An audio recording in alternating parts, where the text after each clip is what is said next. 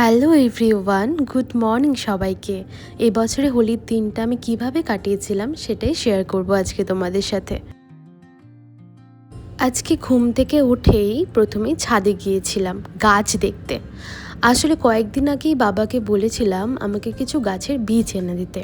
তাই বাবা আমাকে কিছুদিন আগেই ঢ্যাঁড়স, চালকুমড়ো, ঝিঙে, লাল শাক, শশা এগুলোর বীজ এনে দিয়েছিল।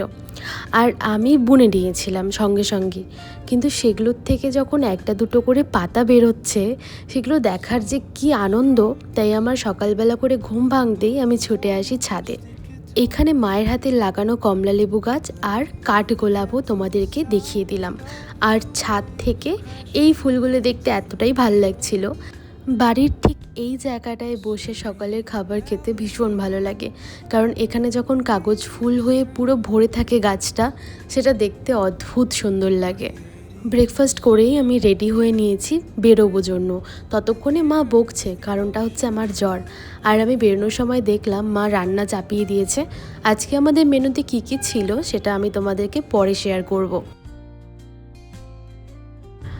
আমার এই মা কিন্তু রং খেলতে একদম পছন্দ করে না, কিন্তু জোর করে আমি এবার একটু দিয়ে দিয়েছিলাম।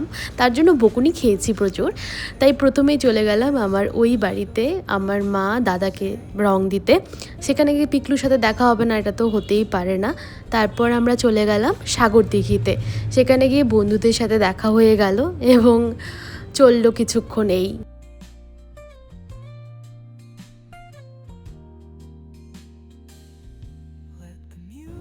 এরপর বাড়িতে এসে মাকে অনেক না বলেছে, তা সত্ত্বেও একটু আবির দিয়েছি, সাথে অনেকটা বকা খেয়েছি। তাই বেশিক্ষণ সময় নষ্ট না করে স্নান সেরে খেতে বসেছি। দুপুরের মেনুতে ছিল মায়ের হাতে স্পেশাল মাটন কারি আর সর্ষে কাতল। আবির খেলার পর মাথাটা কীরকম ভার হয়ে যায় আর অদ্ভুত রকম টায়ার্ড ফিল হয়।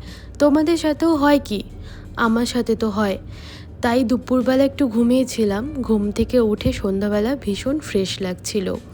সন্ধ্যা তখন 7টা বাজে, কিন্তু বাইরে তখনও গান চলছিল, কারণ প্রচুর মানুষ তখনও রং খেলছে। আমি বিয়ের পর এই প্রথম হোলির দিন বাইরে বেরোলাম। আগে কোনোদিনও হোলির দিন বাইরের দৃশ্যটা কি হয় আমি জানতাম না, কারণ বাবা বেরিয়ে হতে দিত না।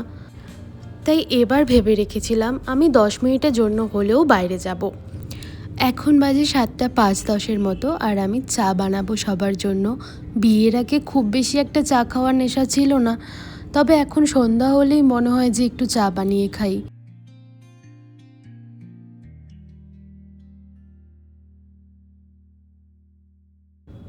আমি এদিকে চা বানাচ্ছি আর বাবা ওইদিকে ঘুগনি, তারপর পেঁয়াজি ছোট ছোট এগুলো নিয়ে এসছে এবং নিজেই বেড়ে দিচ্ছে সবার জন্য। আমার সব সময় অতটা ভালো লাগে না, কিন্তু কখনো কখনো ভালো লাগে এসব খেতে। এবার তোমাদের রাতের মেনুটা শেয়ার করি। আজকে মা খুব যত্ন করে আমাদের জন্য বানিয়েছিল সাদা ভাত, স্যালাড, ডালের বড়া, ডাল, ডিমের অমলেট, তারপর পাঁঠার মাংস, সর্ষে কাতল, চাটনি আর দই মিষ্টি দোকান থেকে আনানো। আচ্ছা, আজকে তাহলে যাই। আবার দেখা হচ্ছে সুন্দর একটা ভিডিও নিয়ে। তোমরা ভালো থেকো, সুস্থ থেকো। ততক্ষণের জন্য বাই।